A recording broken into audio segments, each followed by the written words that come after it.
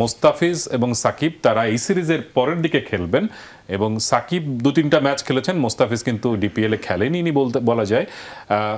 আমরা একটু দেখি যে ডিপিএলে নাজমুল শান্ত দুর্দান্ত পারফর্ম করেছেন, 5 ম্যাচে সম্ভবত 3টা ইনিংসে অপরাজিত ছিলেন, 241 রান করেছেন, গড় 80.33, স্ট্রাইক রেট 122.95, দুটো সেঞ্চুরি রয়েছে। এবং দর্শক আপনাদের জ্ঞাতার্থে জানায় ডিপিএল কিন্তু 50 ওভারের খেলা, 50 ওভারের খেলায় 122 স্ট্রাইক রেটে 80 গড়ে যখন একটা ব্যাটসম্যান ব্যাট করে তখন বুঝতে হবে তিনি ফর্মে রয়েছেন এবং দুর্দান্ত ফর্মে রয়েছেন। এবং তাও শ্রীলঙ্কা সিরিজে তার ব্যর্থতার কথা আমরা সবাই জানি, খুব সমালোচিত হয়েছিলেন, তারপরে তার এই কামব্যাকটা আসলে চোখে লেগেছে।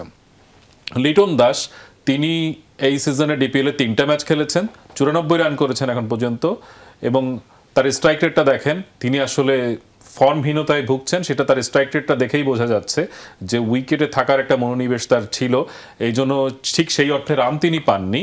কিন্তু লিটন দাস নিশ্চয়ই কামব্যাক করার জন্য মুখিয়ে আছেন এই সিরিজে। তানজিদ তামিম তিনিও রান করেছেন ঠিকই, কিন্তু সেই অর্থে ফর্মটা আমরা কিন্তু খুব ভালো দেখছি না।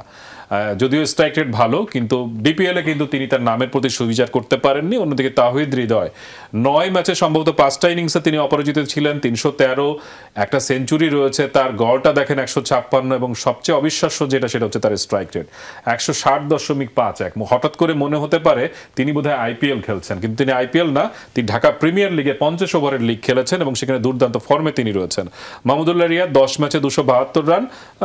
মাহমুদুল্লাহ রিয়াদ মানে খুবই তার মান অনুযায়ী মিডিওকর একটা পারফরমেন্স তিনি এই লিগেও করেছেন, 86 স্ট্রাইক রেটে 38 গড়ে তিনি রান করে চলেছেন। আমরা দেখি ব্যাটসম্যান হিসেবে আর যারা রয়েছেন তাদের পারফরমেন্সটা কীরকম। সেখানে আমরা দেখতে পাচ্ছি জাকের আলী অনেক, তিনি দেখেন তিনিও কিন্তু খুব ভালো স্ট্রাইক রেটে ব্যাট করেছেন, 85 স্ট্রাইক রেটে 355 রান করেছেন, গড় মানে তিনি ফর্মে রয়েছেন, 4টা 50 রয়েছে। পারভেজ ইমন তিনি কিন্তু এই 17 জনে রয়েছেন, তিনি চূড়ান্ত দলে থাকবেন কিনা সেটা কিন্তু একটা বড় প্রশ্ন হয়ে দেখা দিয়েছে।